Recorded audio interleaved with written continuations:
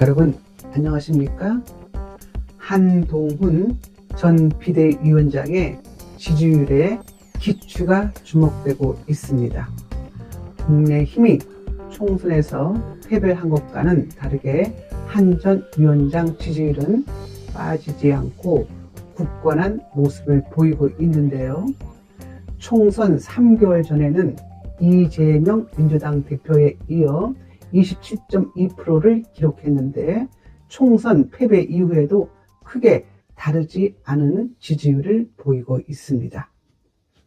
지난 5월 6일 전후 총선 전 여론조사를 했던 바로 그 여론조사 업체의 리서치에 따르면 한동훈 전 비대위원장은 역시 이재명 대표에 이어 26%를 기록하고 있습니다.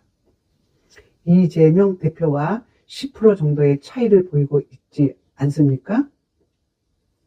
어떤 리서치에서는 불과 5에서 6% 정도의 차이밖에 나지 않습니다.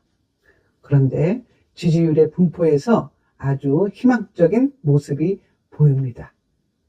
한동훈 이하 나머지 후보의 분포를 가만히 들여다보면 가슴이 뛸 정도입니다.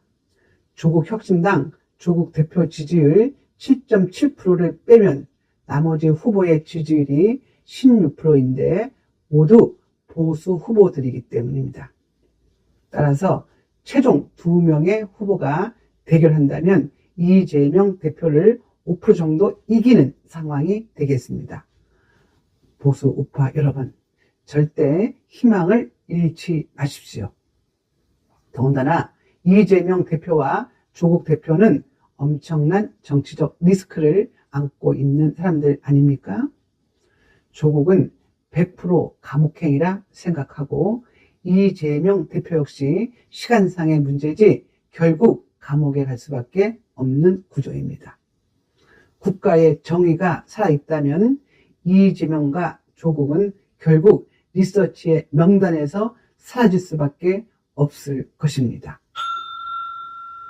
이런 결과는 실제 현실에서도 똑같이 나타나고 있는데요.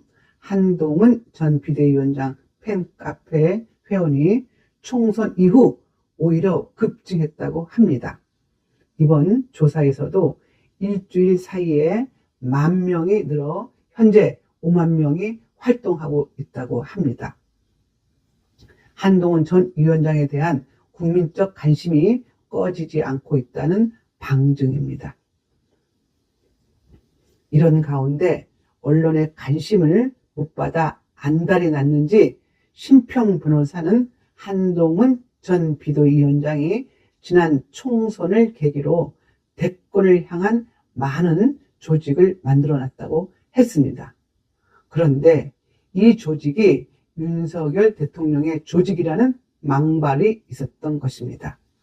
윤 대통령 조직이 한 전 위원장 조직으로 흡수된 것이라며 고춧가루를 뿌렸습니다. 전혀 근거 없는 말이고 추측성 발언으로 드러났습니다.